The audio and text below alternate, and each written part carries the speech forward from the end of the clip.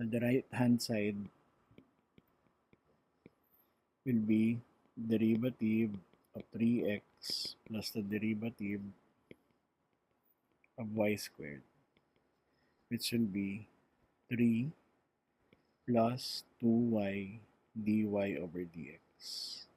Combining and distributing, you'll get 4x squared y cubed secant squared x squared y raised to 4 dy over dx plus 2xy raised to 4 secant squared x squared y raised to 4 is equal to 3 plus 2y dy over dx.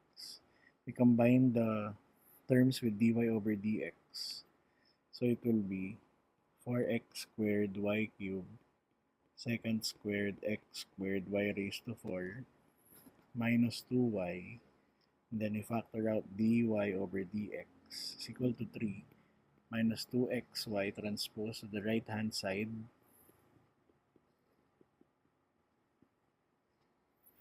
Then divide both sides by this.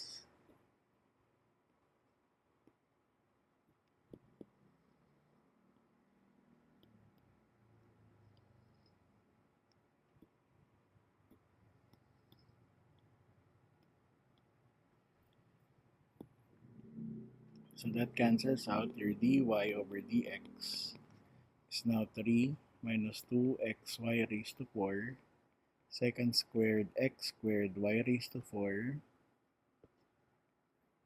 all over 4x squared y cubed secant squared x squared y raised to 4 minus 2y. It's now your final answer.